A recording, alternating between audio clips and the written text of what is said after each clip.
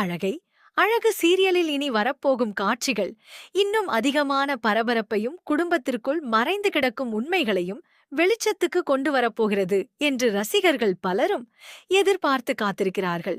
குறிப்பாக சுரேஷின் மனநிலையில் மிகப்பெரிய மாற்றம் உருவாகி வருவது அனைவருக்கும் தெளிவாக தெரிகிறது. இதுவரை கோபம் மட்டுமே பேசிக் கொண்டிருந்த சுரேஷ் இப்போது மதியை புரிந்து கொள்ள முயற்சி செய்வது போல நடந்து கொள்வது வீட்டில் இருப்பவர்களுக்கே ஆச்சரியத்தை ஏற்படுத்துகிறது. வேலை முடிந்து சுரேஷும் மதியும் வீட்டிற்கு திரும்பி வரும்போது வழக்கம்போல் வீட்டின் வாசலில் அமைதி இருக்கவில்லை. அங்கேயே காத்திருந்த ராகவன் இருவரையும் பார்த்தவுடன் உள்ளே செல்ல விடாமல் நிறுத்துகிறார். அவருடைய முகத்தில் கோபமும் அதிருப்தியும் தெளிவாக தெரிகிறது. மதியை நேராக பார்த்து இந்த வீட்டில் இருக்க வேண்டுமென்றால் வீட்டின் விதிகளை மதிக்க வேண்டும் என்று எச்சரிக்கிறார். இல்லையெனில் அவள் எப்போது வேண்டுமானாலும் தன் தந்தை வீட்டிற்கு திரும்பிச் செல்லலாம் என்று வெளிப்படையாக கூறுகிறார். அந்த வார்த்தைகளை கேட்ட மதி வெளியில் எதுவும் பேசாமல் அமைதியாக நின்றாலும் உள்ளுக்குள் மிகவும் வேதனைப்படுகிறாள். ஏனெனில் இந்த வீட்டில் தன்னை இன்னும் ஏற்றுக்கொள்ளவில்லை என்பது அவளுக்கு மீண்டும் ஒருமுறை புரிகிறது. அந்த நேரத்தில் அனைவரையும் ஆச்சரியப்படுத்தும் வகையில் சுரேஷ் தன் தந்தையின் பேச்சை எதிர்க்கிறார். மதியை பார்த்து பேசும் விதம் தவறு என்று கூறுகிறார். ஒரு பெண் இந்த வீட்டிற்கு மருமகளாக வந்திருக்கிறாள் என்றால் அவளுக்கும் ஒரு மனசு இருக்கிறது என்பதை யாரும் மறந்துவிடக்கூடாது என்று சொல்கிறார். மதி தவறு செய்திருந்தாலும் அவளை திட்டி அனுப்புவது தீர்வாகாது என்றும் ஒரு நாள் கண்டிப்பாக எல்லோரையும் புரிந்து கொண்டு நல்லபடியாக நடந்து கொள்வாள் என்றும் நம்பிக்கை இருக்கிறது என்கிறார். சுரேஷின் இந்த வார்த்தைகளை கேட்ட மதி அதிர்ச்சியடைந்து அவரை பார்த்து கொண்டே நிற்கிறாள். இதுவரை தன்னிடம் கடுமையாக நடந்து கொண்ட மனிதர் இப்போது தன்னுடைய பக்கம் நின்று பேசுவது அவளால் புரிந்து கொள்ள முடியவில்லை.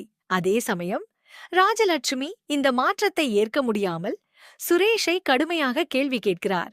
திருமணத்துக்கு முன்பு இருந்த சுரேஷ் வேறு, இப்போது இருக்கும் சுரேஷ் வேறு என்று கூறி தனது கோபத்தை வெளிப்படுத்துகிறார். ஆனால் சுரேஷ் எந்த பதற்றமும் இல்லாமல் அனைவரையும் அமைதிப்படுத்த முயற்சி செய்கிறார். வீட்டுக்குள் சென்ற பிறகும் மதியின் மனதில் அந்த சம்பவம் தொடர்ந்து ஓடிக்கொண்டே இருக்கிறது. வழியில் வந்த போதும் சுரேஷ் தன்னிடம் அமைதியாக பேசியது நினைவிற்கு வருகிறது. வீட்டில் வந்த பிறகும் தன் பெற்றோருக்கு எதிராக பேசினார். இதெல்லாம் உண்மையா அல்லது தற்காலிகமான மாற்றமா என்று அவள் யோசிக்கிறாள். ரேவதி முன்பு கூறியிருந்த வார்த்தைகளும் அவளது நினைவிற்கு வருகிறது.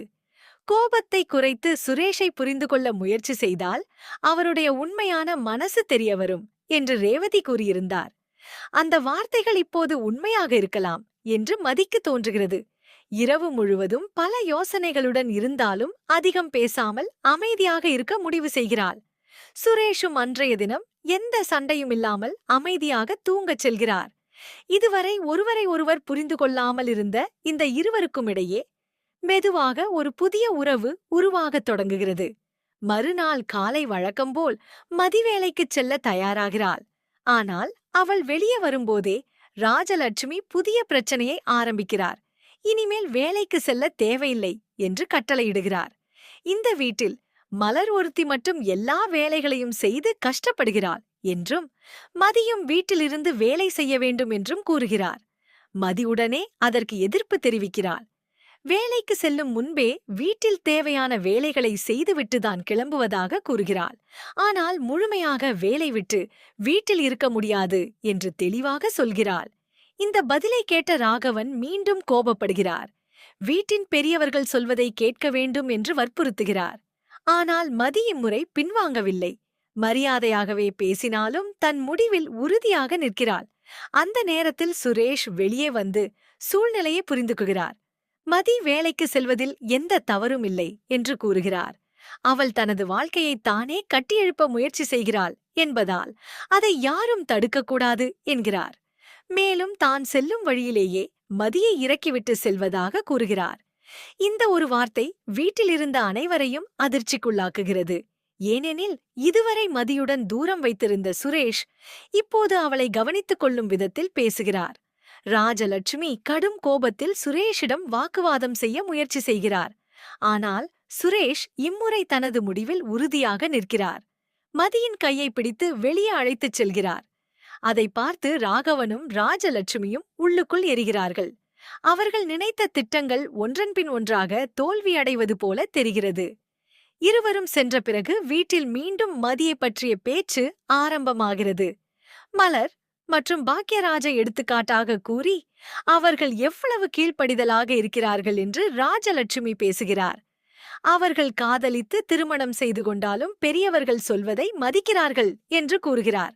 ஆனால் சுரேஷ் மற்றும் மதி இப்போது தங்களுக்கு எதிராக நிற்கிறார்கள் என்று குற்றம் சாட்டுகிறார். இந்த பேச்சை சமையலறையில் இருந்த மலர் முழுவதுமாக கேட்கிறாள். இதுவரை தன்னை நல்ல மருமகளாக பாராட்டுகிறார்கள் என்று நினைத்திருந்த அவளுக்கு இப்போது வேறு உண்மை புரிகிறது. அவர்கள் பாராட்டுவது அன்புக்காக அல்ல, தாங்கள் சொல்வதை கேட்பதற்காக மட்டுமே என்பதை உணர்கிறாள். அந்த உண்மை மலரின் மனதில் பெரிய மாற்றத்தை உருவாக்குகிறது. மலர் மனதில் பல கேள்விகள் எழ ஆரம்பிக்கிறது. மதி தவறு எதுவும் செய்யாமல் இருந்தும் ஏன் அவளை இவ்வளவு வெறுக்கிறார்கள் என்று யோசிக்கிறாள். மேலும் மதி பலமுறை தனக்காக பேசிய சம்பவங்களும் நினைவிற்கு வருகிறது. அந்த நினைவுகள் மலரின் மனசாட்சியை தட்டுகின்றன. தன்னுடைய அமைதியால் மதிக்கு இன்னும் அதிகமான கஷ்டம் ஏற்பட்டிருக்கலாம் என்று வருந்துகிறாள். இனிமேல் யார் என்ன சொன்னாலும் உண்மைக்கு ஆதரவாக பேச வேண்டும் என்று முடிவு செய்கிறாள். அந்த முடிவுதான் பின்னர் வீட்டில் பல மாற்றங்களுக்கு காரணமாக இருக்கப் போகிறது என்பதை அவளே அறியவில்லை. காலை நேரம் நகர்ந்து கொண்டிருக்கும்போது ராஜலட்சுமி மீண்டும் மலரை குறை கூற ஆரம்பிக்கிறார். உணவு தயாராக தாமதமாகிறது என்று கோபப்படுகிறார். வயதானவர்களுக்கு நேரத்திற்கு சாப்பாடு வேண்டும் என்று தொடர்ந்து கண்டிக்கிறார். மலர் ஏற்கனவே அதிகாலையிலேயே எழுந்து வேலை செய்து கொண்டிருப்பதை யாரும் கவனிக்கவில்லை. இருந்தாலும் அவள் அமைதியாக எல்லாவற்றையும் தாங்கிக் கொள்கிறாள். ஆனால் உள்ளுக்குள் அவள் சோர்ந்து போகிறாள். ஒரு வீட்டில் மருமகளாக இருப்பது என்றால் எல்லா பொறுப்புகளையும் ஒருத்தி மட்டும் சுமக்க வேண்டுமா என்று எண்ணுகிறாள். அவளது முகத்தில் தெரியும் சோர்வை பார்த்தும் யாரும் புரிந்து கொள்ள முயற்சி செய்யவில்லை. அந்த சமயத்தில் பாக்யராஜ் சமையலறைக்கு வருகிறார். மலர் மனதில் இருந்த வேதனைகளை அவரிடம் பகிர்ந்து கொள்கிறாள். தினமும் வேலை செய்து கொண்டே இருந்தாலும் பாராட்டு கிடைப்பதில்லை, குறை மட்டும்தான் கிடைக்கிறது என்று கூறுகிறாள். பாக்யராஜ் வழக்கம்போல் அமைதியாக இருக்கச் சொல்கிறார். ஆனால் இந்த முறை மலர் அதற்கு சம்மதிக்கவில்லை. எப்போதும் பொறுத்துக்கொள் என்று மட்டும் சொல்லாமல் ஒரு நாள் தனது பக்கம் நின்று பேச வேண்டும் என்று கேட்கிறாள். மலரின் கண்களில் இருந்த ஏமாற்றத்தை பார்த்த பாக்யராஜ் மனம் உருகுகிறார். இத்தனை நாட்களாக தனது மனைவியின் உணர்வுகளை கவனிக்காமல் இருந்ததை உணர்கிறார். அதன் பிறகு நடந்த சம்பவம் வீட்டிலிருந்த அனைவரையும் ஆச்சரியப்படுத்துகிறது. ராஜலட்சுமி வழக்கம்போல் மலரை குறை கூறிக் கொண்டிருக்கும் போது பாக்யராஜ் நேராக எதிர்த்து பேசுகிறார். மலர் மட்டும் வேலை செய்ய வேண்டிய அவசியமில்லை என்று கூறுகிறார். உதவி செய்ய முடியாதவர்கள் குறை கூறவும் கூடாது என்கிறார். இந்த வார்த்தைகளை கேட்ட ராஜலட்சுமி அதிர்ச்சியடைகிறார். ஏனெனில் இதுவரை அமைதியாக இருந்த பாக்யராஜ் இவ்வளவு தைரியமாக பேசுவார் என்று அவர் நினைக்கவில்லை. மலர் இதை பார்த்து கண்கலங்குகிறாள்.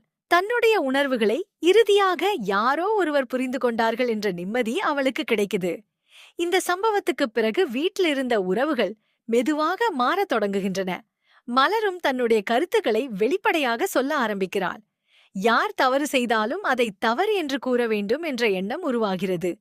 அதே நேரத்தில் ராஜலட்சுமி இதையெல்லாம் நல்ல அறிகுறியாக பார்க்கவில்லை. வீட்டில் இருந்தவர்கள் ஒருவருக்கொருவர் நெருக்கமாக ஆரம்பித்தால் தன்னுடைய கட்டுப்பாடு குறைந்துவிடும் என்று பயப்படுகிறார். அதனால் மீண்டும் அனைவரையும் பிரிக்க ஏதாவது செய்ய வேண்டும் என்று மனதில் திட்டமிடுகிறார். குறிப்பாக மலரும் மதியும் மீண்டும் நண்பர்களாக மாறக்கூடாது என்று நினைக்கிறார். மாலை நேரத்தில் மதி வேலை முடிந்து வீட்டுக்கு திரும்புகிறாள். அவளை பார்த்தவுடன் மலர் ஓடி வந்து அவளது பையை வாங்கிக் கொள்கிறாள். இந்த ஒரு சிறிய செயல் கூட ராஜலட்சுமிக்கு பிடிக்கவில்லை. உடனே மலரை கண்டிக்கிறார். மதியிடம் அதிகமாக பழகக்கூடாது என்று மீண்டும் எச்சரிக்கிறார். ஆனால் மலர் இம்முறை அமைதியாக இருந்தாலும் மனதில் வேறு முடிவு எடுத்துவிட்டாள். யார் சொன்னாலும் மதியுடன் பேசுவதை நிறுத்த மாட்டேன் என்று உறுதி செய்கிறாள். ஏனெனில் மதிதான் உண்மையாக தன்னை புரிந்து கொள்ள முயற்சி செய்த ஒரே மனிதர் என்று அவள் நினைக்கிறாள். சிறிது நேரத்திற்கு பிறகு மதி சமையலறைக்கு வருகிறாள்.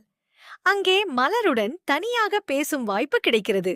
அன்றைய தினம் நடந்த எல்லா சம்பவங்களையும் மனம் திறந்து பேசுகிறாள்.